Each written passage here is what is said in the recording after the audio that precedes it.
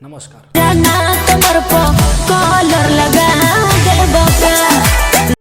ये गाना रहुआ सब सुनने वाला बानी। हमारा आवाज़ कमेंट में जरूर लिखम कि कैसन लागल बा हमारा गावल गाना। बॉबी ब्यूटीफुल काहे करत बारू भूल, कलर डाला वाला होई जइबू कूल कूल।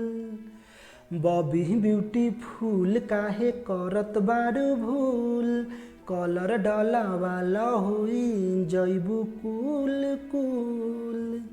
दूरे राख पीछे करिया सटा देब का, नाये जीजा ना कमर पर कलर लगा देब का, नाये जीजा ना कमर पर कलर लगा देब का। लहंगा पह डलल तू रंगवा, दिहिया पह डलल तू रंगवा, जनी शर्माए साली रंगवा ल पूरा अंगवा। दिहिया पह डलल तू रंगवा, लहंगा पह डलल तू रंगवा, जनी शर्माए साली रंगवा ल पूरा अंगवा।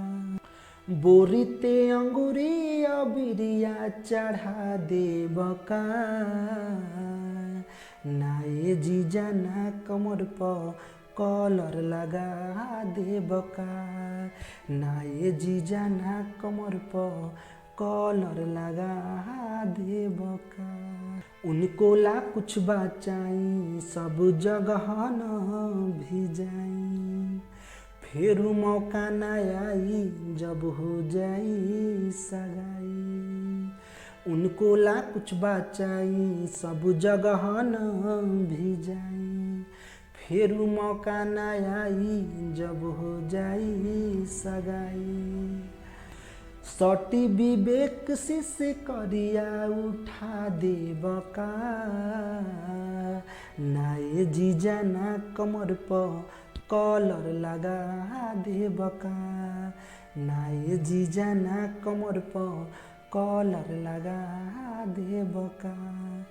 बॉबी ब्यूटीफुल काहे करत बारू भूल, कलर डाला वाला होई जइबू कूल कूल। दूरे राख पीछे करिया सटा देब का, नाये जीजा ना कमर पर कलर लगा देब का, नाये जीजा ना कमर पर कलर लगा देब का।